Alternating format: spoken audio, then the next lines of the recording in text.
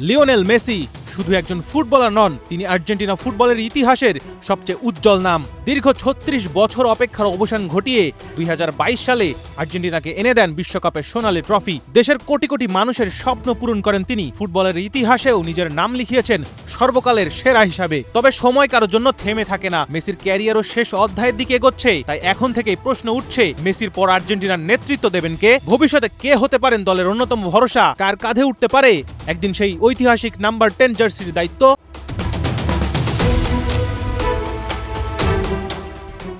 এই আলোচনায় যে তরুণের নাম সবচেয়ে বেশি উঠে আসে তিনি নিকোলাস পাজ মার্তিনেজ, যাকে ফুটবল বিশ্ব চেনে নিকো পাজ নামে। ২০০৪ সালের ৮ সেপ্টেম্বর স্পেনের সান্তা ক্রুজ দে তেনেরিফোতে জন্ম নিকো পাজের। তার বাবা পাবলো পাজ ছিলেন আর্জেন্টিনার সাবেক ডিফেন্ডার, যিনি ১৯৯৮ সালের বিশ্বকাপে দেশের হয়ে খেলেছিলেন। তাই ছোটবেলা থেকেই ফুটবল ছিল তার জীবনের অংশ।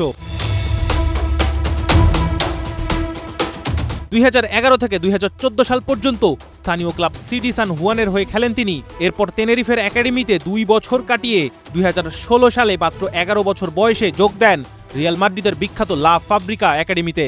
রিয়াল মাদ্রিদের যুব দল ও কাস্তিয়ায় ধারাবাহিক ভালো পারফরমেন্সের পর মূল দলে সুযোগ পান নিকো। ২০২৩ সালের নভেম্বরে উয়েফা চ্যাম্পিয়ন্স লিগে নাপোলির বিপক্ষে বদলি হিসেবে নেমে দারুণ এক দূরপাল্লার গোলে নিজের সামর্থ্য জানান দেন তিনি। তবে রিয়াল মাদ্রিদের মতো তারকাবহুল দলে নিয়মিত একাদশের সুযোগ পাওয়া কঠিন ছিল। তাই নিয়মিত খেলার লক্ষ্যে ২০২৪ সালে ইতালির সেরিয়া ক্লাব কোমোতে যোগ দেন তিনি। কোমোতে যোগ দেওয়ার পর থেকেই নিজের প্রতিভার ছাপ রাখতে শুরু করেন নিকো। ধারাবাহিক পারফরমেন্স, গোল, অ্যাসিস্ট এবং আক্রমণ ভাগে সৃজনশীল ফুটবল খেলে তিনি দ্রুতই দলের গুরুত্বপূর্ণ খেলোয়াড়ে পরিণত হন। তার পারফরমেন্স ইউরোপের বড় বড় ক্লাবগুলোরও নজর কেড়েছে।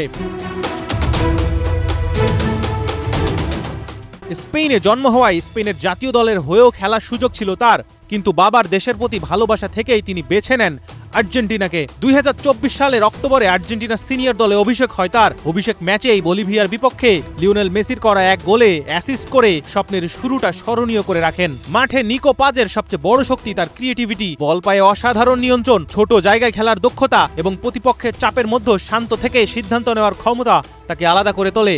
1-1 ড্রিবলিংয়ে ডিফেন্ডারকে হারিয়ে আক্রমণের নতুন পথ তৈরি করতে পারেন তিনি। প্রতিপক্ষের রক্ষণভাগ ভেঙে নিখুঁত দ্রুত বল দেওয়া কিংবা দূরপাল্লার শক্তিশালী শটে গোল করার সামর্থ্য রয়েছে তার। বাঁ পায়ে দারুণ টেকনিক, ফ্রি কিক ও কর্নার নেওয়ার দক্ষতা তাকে আরও কার্যকর করে তুলেছে। উচ্চতা প্রায় ৬ ফুট ১ ইঞ্চি হওয়ায় শারীরিক লড়াইও পিছিয়ে পড়েন না। শরীর ব্যবহার করে বল ধরে রাখা এবং প্রতিপক্ষের চাপ সামলাতে বেশ দক্ষ। আধুনিক ফুটবলের চাহিদা অনুযায়ী শুধু আক্রমণ নয়, ডিফেন্সেও অবদান রাখেন নিকো। প্রয়োজনে ট্যাকল, প্রেসিং এবং বল পুনরুদ্ধারেও তিনি সক্রিয় থাকেন। অবশ্য লিওনেল মেসির জায়গা কোনো একজন ফুটবলারের পক্ষে পূরণ করা সম্ভব নয়, কারণ মেসি শুধু একজন খেলোয়াড় নন, তিনি একটি যুগের নাম। তবে প্রতিটি যুগেরই এক সময় সমাপ্তি আসে, আর তখনই নতুন নায়কদের আবির্ভাব ঘটে। নিকো পাজ সেই নতুন প্রজন্মের অন্যতম বড় সম্ভাবনা। বয়স এখনো কম, শেখার আছে অনেক কিছু বাকি, কিন্তু অল্প সময়ে যেভাবে নিজের প্রতিভা, আত্মবিশ্বাস এবং বড় মঞ্চে নিজেকে মেলে ধরার সামর্থ্য দেখিয়েছেন, তাতে আর্জেন্টিনার ভবিষ্যৎ নিয়ে আশাবাদী হওয়ার যথেষ্ট কারণ রয়েছে। তিনি মেসির উত্তরসূরি হবেন কিনা সেটা সময় বলে দেবে, তবে এতটুকু নিশ্চিত করে বলা যায় আর্জেন্টিনা এমন এক প্রতিভাবান ফুটবলার পেয়েছে যার কাঁধে আগামী দিনের স্বপ্ন দেখার সাহস করতেই পারে দেশটি। এখন তাই প্রশ্ন একটাই, একদিন কি আর্জেন্টিনার সেই ঐতিহাসিক নাম্বার 10 জার্সির ভার নিতে পারবেন নিকো পাজ? আলিফ খন্দকার, ৭১।